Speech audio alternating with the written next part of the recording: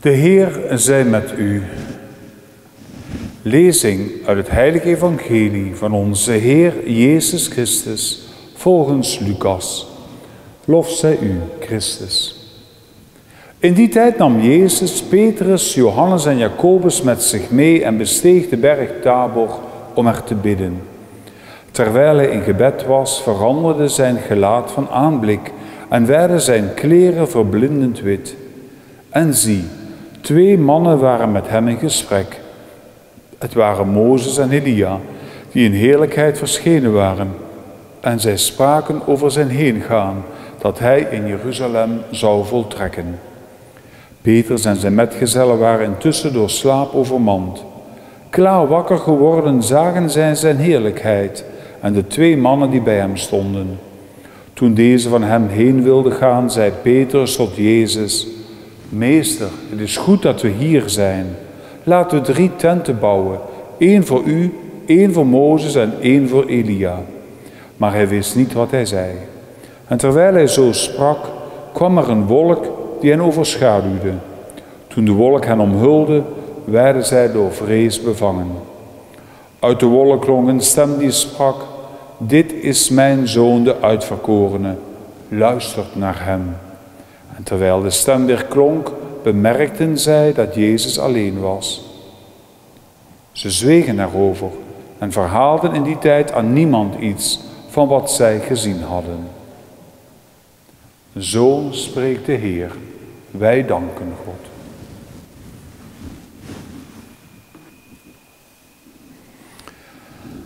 Beste mensen, we zijn op weg in deze vaste tijd in de 2e week. De woestijn van Jezus, waarin de bekoringen zich aandienen, hebben we vorige week bij stilgestaan. En nu zijn we al wat verder onderweg. En in de eerste lezing van dit weekeinde, van deze 2e zondag in de 40 dagen tijd, is sprake van Abraham, die naar buiten wordt geleid om naar de sterren te kijken en te horen de belofte dat zijn nageslacht zo talrijk zal zijn als de sterren die hij op dat moment ziet. In het evangelie worden we ook mee naar buiten genomen, de berg op, de berg Tabor, waar Jezus van gedaante zal veranderen. Met naast hem uiteindelijk Mozes, die het Pascha instelde, het lam aanwees, het offerlam. En naast hem Elia, die de zoon van de weduwe deed opstaan en zo het beeld van de verrijzenis inluidde. Het lam dat geofferd werd en de zoon die opstaat ten leven. De 2 beelden die Jezus vergezellen bij zijn gedaanteverandering. Om de mensen, de leerlingen in eerste instantie, te laten zien waar het uiteindelijk om gaat. Beelden die de leerlingen kracht moet geven om ook verder te gaan op de berg. Ik heb ooit het geluk gehad om met een gezelschap een relatief hoge berg te beklimmen. Het gebeurde in 2 etappes, 2 dagen lang. En het laatste stuk, het gebeurde doordat mensen aan elkaar waren geketend en door de sneeuw en de mist liepen we steeds verder omhoog. Uiteindelijk kwamen we onder leiding van de gids bovenaan en alsof er echt een wonder gebeurde, scheurde de hemel open, de zon kwam door. Het was een prachtige ervaring, we waren boven op die berg. Je kon op dat moment ook heel goed zien waar we waren. Dat hadden we voorheen niet kunnen zien.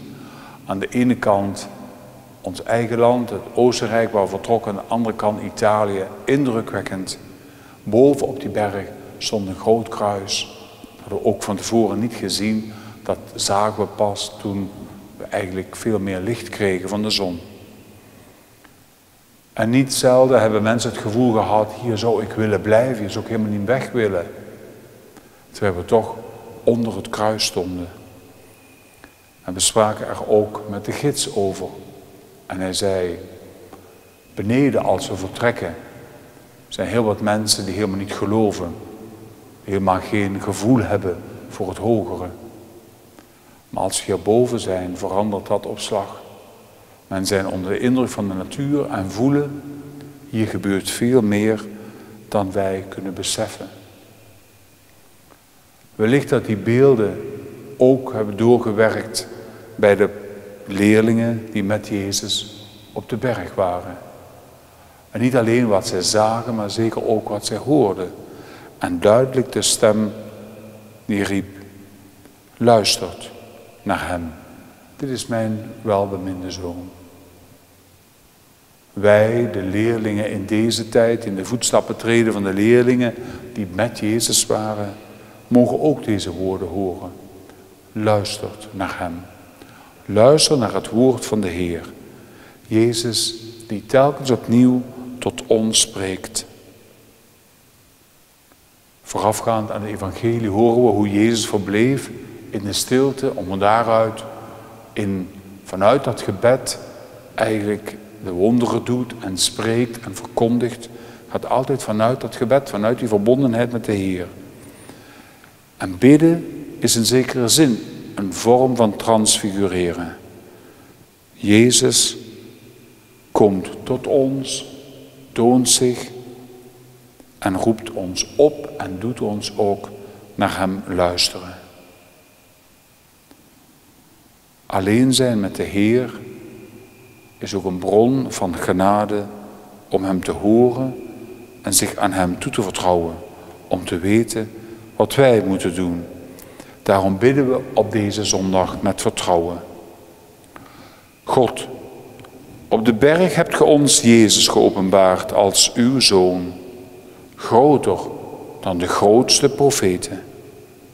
Leer ons luisteren naar zijn woord en schenk ons inzicht in het mysterie van zijn lijden en verheerlijking. Hij die met u leeft in alle eeuwigheid. Amen.